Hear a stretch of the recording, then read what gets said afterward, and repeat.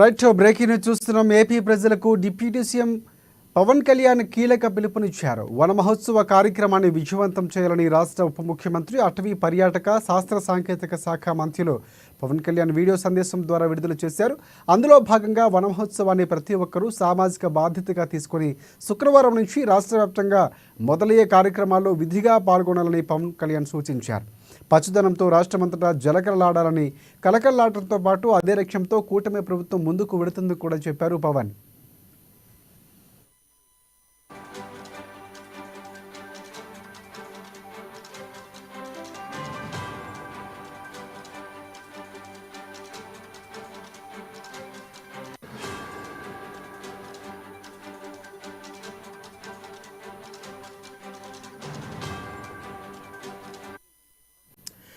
అదేవిధంగా ఆంధ్రప్రదేశ్ రాష్ట్రంలో 29% మాత్రమే ఉన్న పచ్చదనాన్ని 50%కు తీసుకువెళ్లడమే ప్రధాన ధ్యేయం.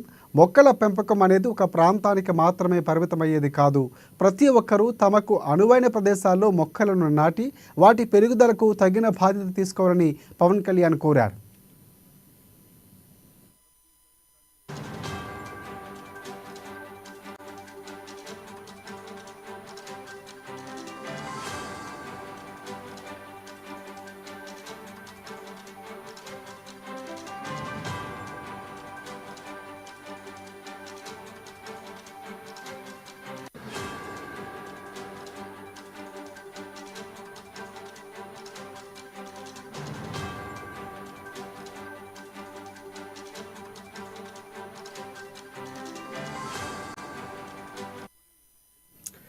రైట్ బ్రేకింగ్ చూస్తున్నాం. ఏపీ ప్రజలకు డిప్యూటీ సీఎం పవన్ కళ్యాణ్ కీలక పిలుపునిచ్చారు.